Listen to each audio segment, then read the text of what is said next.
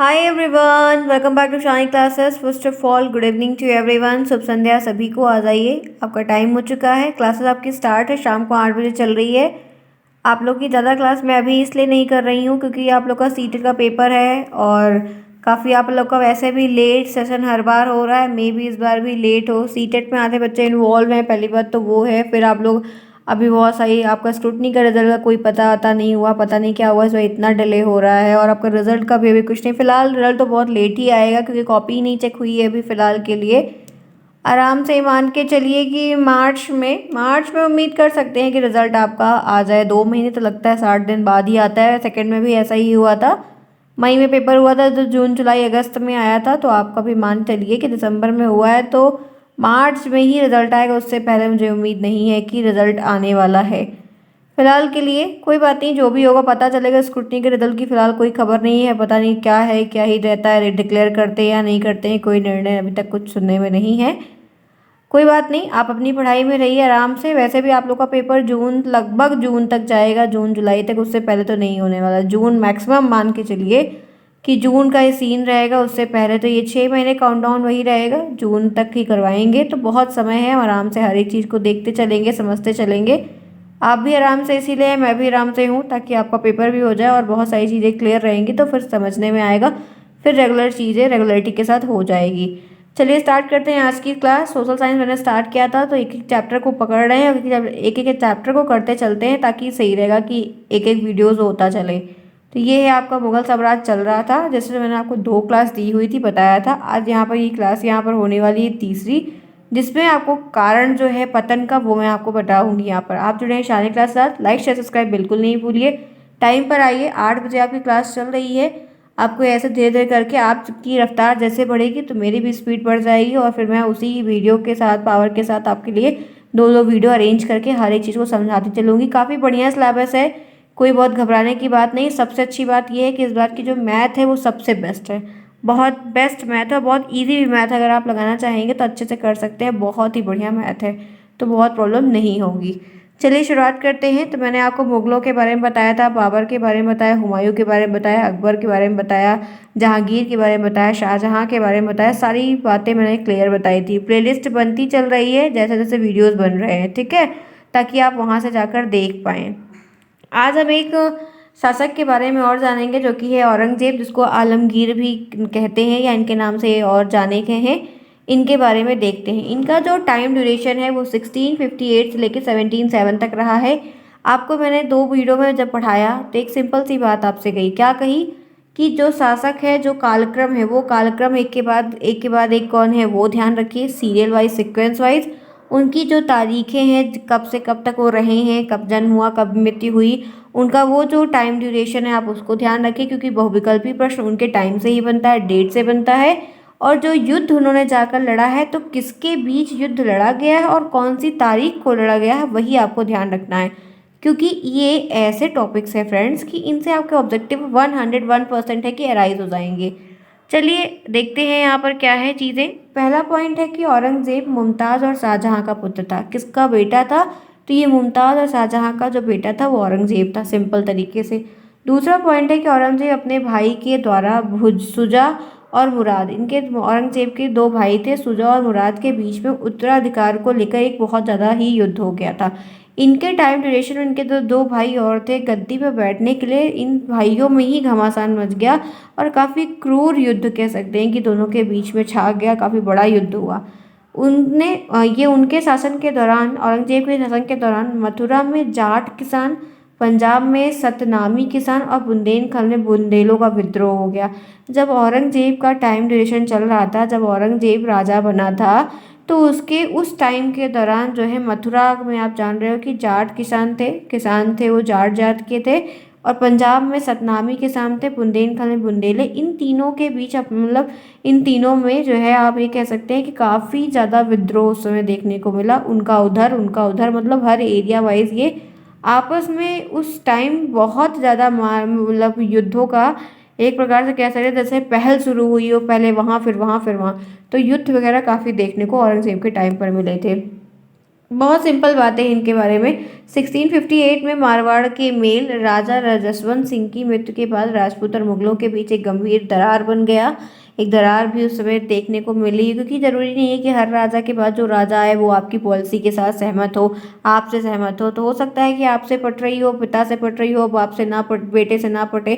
तो इसका भी सीन बहुत जगह और बहुत ज़्यादा दो रियासतों के बीच में देखा गया, जिसकी वजह से लड़ाई का भी बड़ा मुद्दा क्रिएट हुआ कि ऐसा नहीं है, मुझे ऐसा नहीं चाहिए, जब उस समय हुआ करता था तो हुआ करता था, अब मेरा समय है, मेरे हिसाब से होगा। तो ऐसे भी बहुत सारे पहलुओं दोनों दो दो राजा दो दो रियासतों के बीच में देखने को मिले। फिर कहते हैं कि 9वें सिख गुरु तेग बहादुर को उनके द्वारा 1675 में मार दिया गया था। इनकी जो मृत्यु हुई थी, एक सिख गुरु थे तेग बहादुर, उन्होंने उनकी हत्या कर दी थी। किसकी? औरंगजेब की उन्होंने हत्या कर दी थी। ये औरंगजेब के बारे में डिटेल है। मुगल विजय उसके शासनकाल के दौरान चरमोत्सव पर था, मतलब सबसे सर्वोपरि, सबसे ऊंचा, सबसे बड़ा, सबसे विशाल कह सकते हैं कि उस समय मुगल काफ़ी बढ़िया, मुगलों की विजय बहुत जगह हुई थी, जीता, क्योंकि राजनीतिक बहुत था और बहुत चतुराई से हर कार्य को संभालता था। यह उत्तर में कश्मीर से दक्षिण तक की जींजी तक, पश्चिम में हिंदुकुश के पूर्व में चटगांव तक फैला हुआ था। ये इतना मतलब इनका साम्राज्य था, जो इनके पूरे राज्य की बाउंड्री थी, मतलब लगभग इनका जहाँ पकड़ थी, कब्जा था, वो यहाँ तक चारों तरफ से काफ़ी विशाल रूप में था, क्योंकि सेना बड़ी थी, राजा बड़ा शक्तिशाली था। जिस प्रजा का राजा शक्तिशाली होता है, उसकी सेना प्रजा दोनों खुश भी होती, संतुष्ट होती है और बड़ी होती, ताकतवर भी होती है, क्योंकि उनको ये रहता है कि हमारा राजा ताकतवर है तो हर चीज़ को वो संभाल लेगा। ठीक है। फिर नेक्स्ट पॉइंट है, उन्होंने दरवेश या जिंदा पीर कहा जाता है, उसने सती को नहीं मानते थे, नहीं माना था, सती प्रथा जो थी उनको नहीं माना था। और बीजापुर में 1686 में, गोलकोंडा में 87 में और विजय प्राप्त की, और 1679 में जजिया का फिर से लगा दिया। जो जजिया का अकबर ने हटाया था, इन बंदे ने फिर लगा दिया था, क्योंकि वही बात है ना कि कोई सरकार आ रही है, कोई कुछ पढ़ा रही कर रही है, वो बंद कोई पॉलिसी ले आ रही, दूसरी सरकार बंद कर दे रही। तो एक लोग आते थे बंद करते थे, एक लोग आते थे खोलते थे। तो इन लोगों में यही सीन देखने को मिला, क्योंकि सबके अपना जो ओपिनियन था वो अलग अलग था। राजा का, किसी राजा का अलग है, किसी का अलग है, क्योंकि सब में मुगल वंश के भले हैं लेकिन सोच अपनी अलग अलग है ना।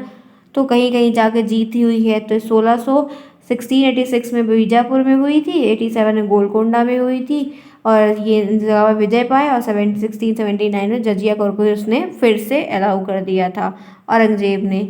औरंगजेब ने औरंगाबाद में अपनी रानी रुबूद दुरानी की कब्र पर बीबी का मकबरा, दिल्ली के लाल किला के भीतर मोती मस्जिद और लाहौर में यामी बादशाही मस्जिद बनवाया था। ये लोग भी अपनी बीबी की याद में मस्जिद बनवाया करते थे। आप जान ही रहे हैं ताजमहल के बारे में। तो ऐसे ही ये सारे लोग भी जो बहुत ज़्यादा विख्यात हुए, फेमस हुए, तो अपनी रानियों के प्रति और दिखाने कुछ, मतलब उनके लिए ऐसा बनवाए हैं, बहुत सारी बने भी हैं।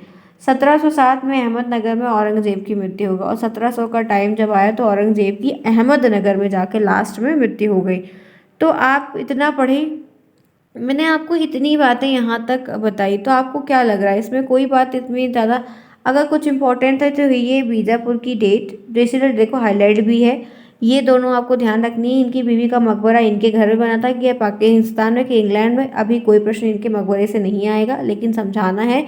हो सकता है कि कुछ पॉइंट अगर अलग से क्वेश्चंस बन जाए तो शायद कर लो, इसलिए लिया। नहीं तो ये डेट आपको याद रखनी। इस डेट के बाद आपको मेन तरीके से तो ध्यान रखना है, यही एकदम क्लियर जान के चलना है कि आपको डेट जो ये वाली एकदम ऊपर वाली है वो नहीं भूलना है। ठीक है, किसके बेटे वगैरह थे ये नहीं भूलना है, जो मेन है, क्योंकि इतने ज़्यादा मुगल शासक के बारे में है, इतना घुसकर अंदर से आपको प्रश्न नहीं पूछेगा, ऊपर ऊपर से ही प्रश्न पूछेगा, और सिंपल सिंपल साधारण आएगा जिसको आप अच्छे से कर पाएँ। ठीक है।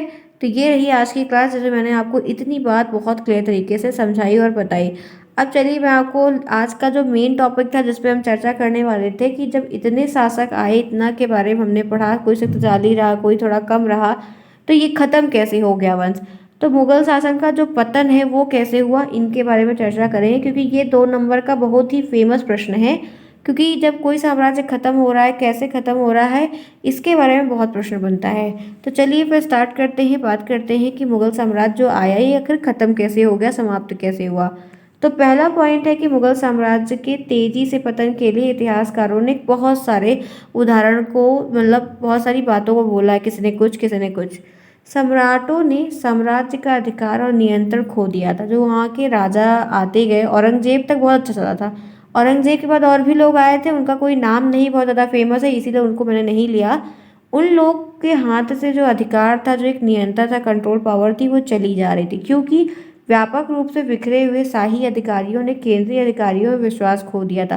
क्योंकि अलग अलग शाही अधिकारी होते हैं, शाही अधिकारी और केंद्रीय अधिकारी अलग अलग होते हैं। इन दोनों के बीच में विश्वास जो पहले था वो खत्म हो गया था, और प्रभाव के स्थानीय लोगों के साथ उनके स्वयं के सौदे किए हुए थे, और जो वहाँ के लोकल लोग थे उनसे भी बहुत सारा इनका तालमेल था, वो भी खराब हो गया था।